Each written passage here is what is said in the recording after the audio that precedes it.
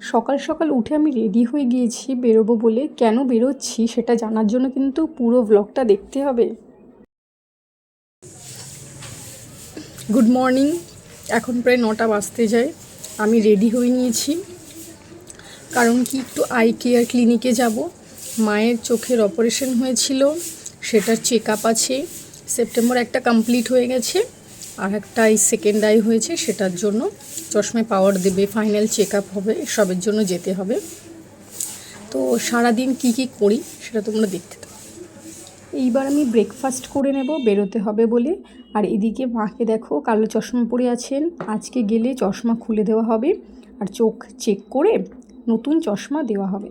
তারপর আমি আর মা রেডি হয়ে বেরিয়ে পড়লাম। অটো করেই গেলাম। তাড়াতাড়ি ক্লিনিকে গিয়ে ক্লিনিকের সব কাজ মিটিয়ে বাড়ি ফিরে এলাম।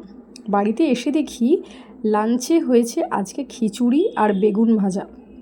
খুব তৃপ্তি করে খেলাম। তারপর ছাদে গিয়ে দেখলাম বাইরের ওয়েদারটা খুবই প্লেজেন্ট, ভারী সুন্দর লাগছিল দেখতে চারিপাশটা।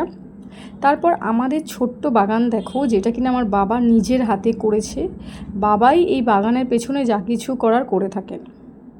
বেগুনটা কত সুন্দর লাগছে দেখো। আর এদিকে রাতে রান্না হচ্ছে, কিছু সবজি কেটে নেওয়া হয়েছে আর চিংড়ি মাছ।